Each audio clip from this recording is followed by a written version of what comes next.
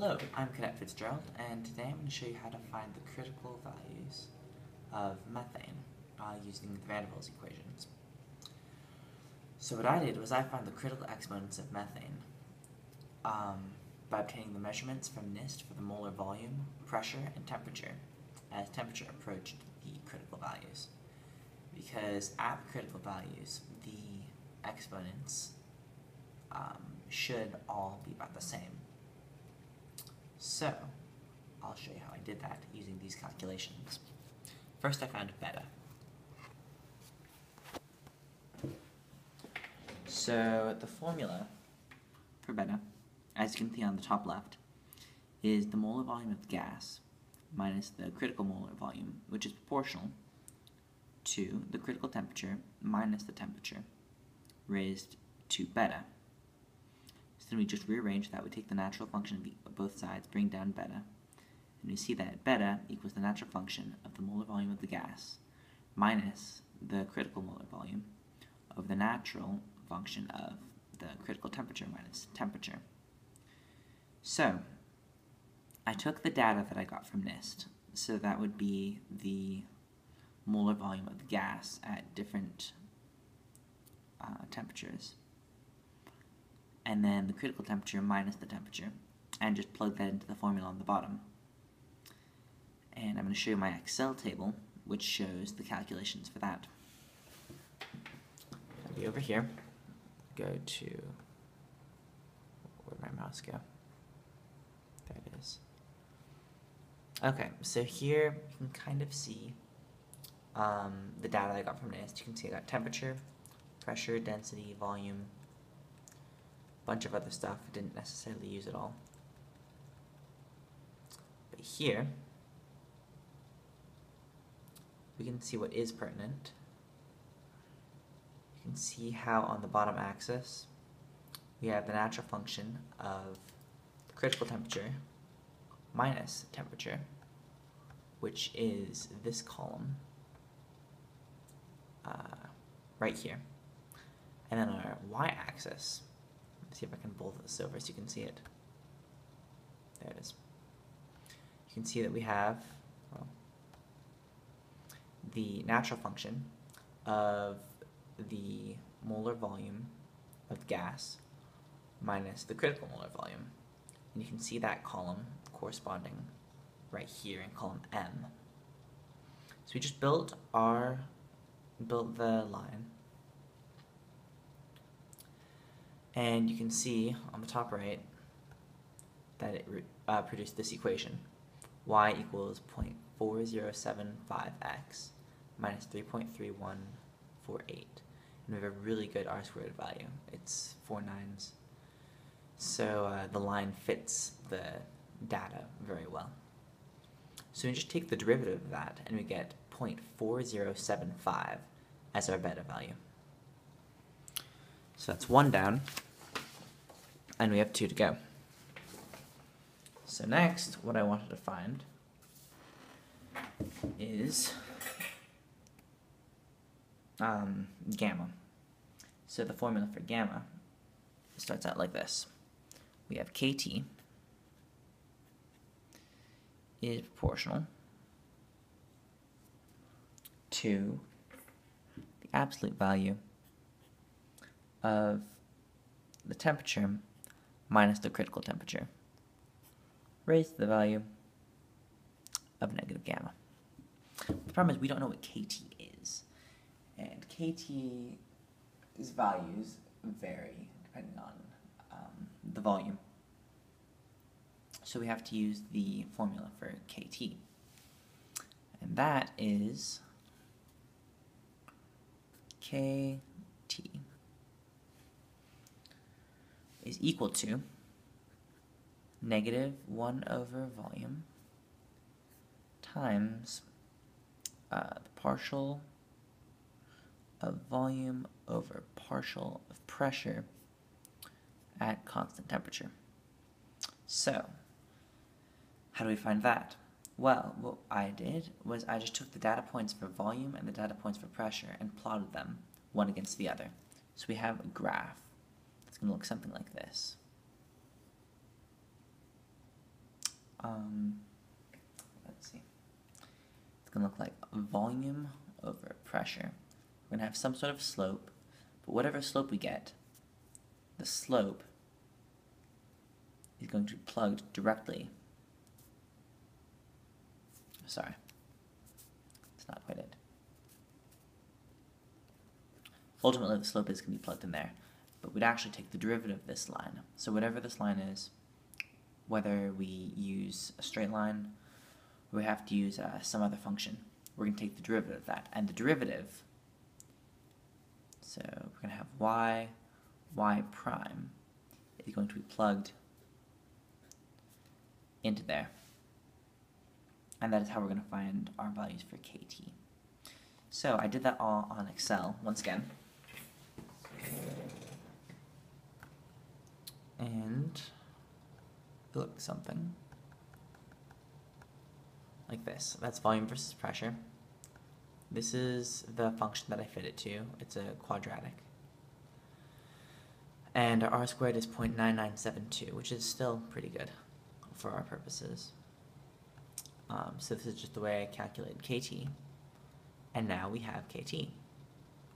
So then, we can go back to here. We have a whole bunch of values of kt. What we want to find is gamma. So all we're going to do is rearrange this to find gamma. So what we're going to find is this becomes the natural function of kt, which is proportional to ln of T minus the critical temperature times negative gamma.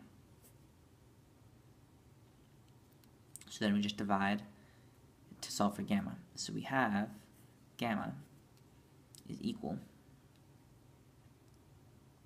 to the natural function of kt over the natural function, the absolute value of temperature minus the critical temperature.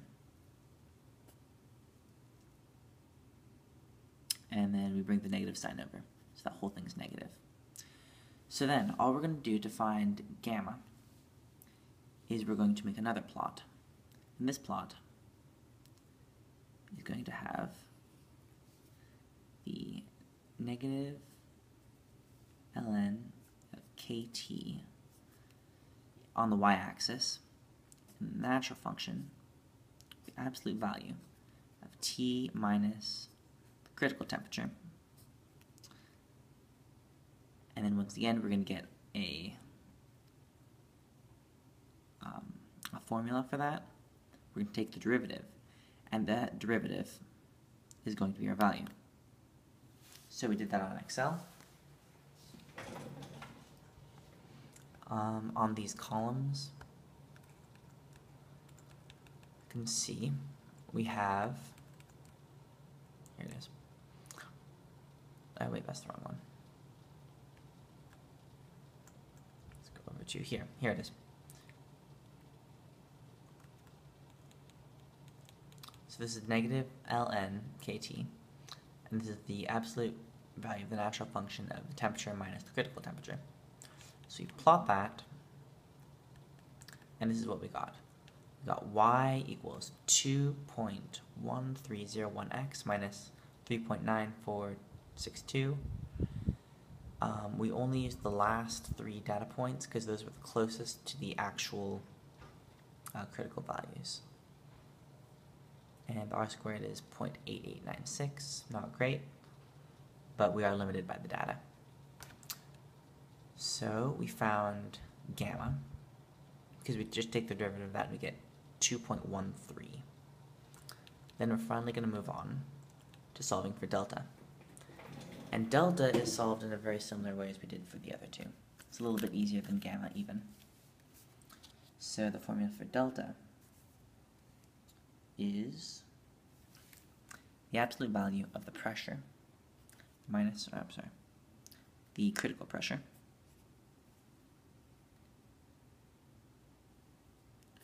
which is proportional to the absolute value of the molar volume minus the critical molar volume raised to delta. So we just solve for that. What we're going to end up with is delta is equal to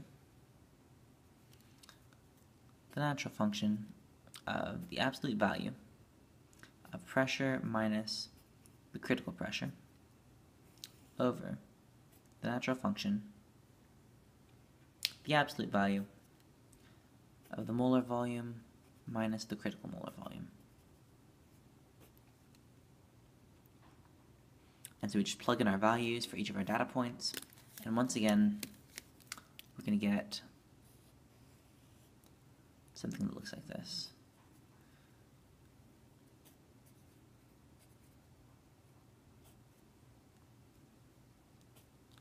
With these two values as our x and y values. And whatever we get there, we're going to take the derivative, and that's going to be our value for delta. So, then on Excel, it ended up looking very pretty. Very straight line. So here you can see the natural function of the absolute value of pressure minus the critical pressure, and then the natural function of the absolute value of the molar volume minus the critical molar volume. Plot those side by side, and we get this graph for delta. So it ended up being y equals 2.4323x plus 8.4071, and our r squared is 3 nines, so that's pretty good. So we take the derivative, delta ends up being 2.4323, and those are all of the exponents. So here you can see the critical exponents ended up being beta, delta, and gamma. Those three values. So that's how I did it. When I compare it to the actual values, because they shouldn't be the same for all gases, I have a table here that lays it out. Oh, I haven't changed it yet. But you can see that the van der Waals exponents are actually 0.5, 1, and 3 for beta, gamma, and delta. And then in the literature, their experimental values were different. So this could mean a couple of different things. It could mean that we're limited by our data, mainly. Or it could mean that this gas just doesn't fit the model very well. But thanks for watching. This is Central Area. It's pretty late. I hope you are all in bed.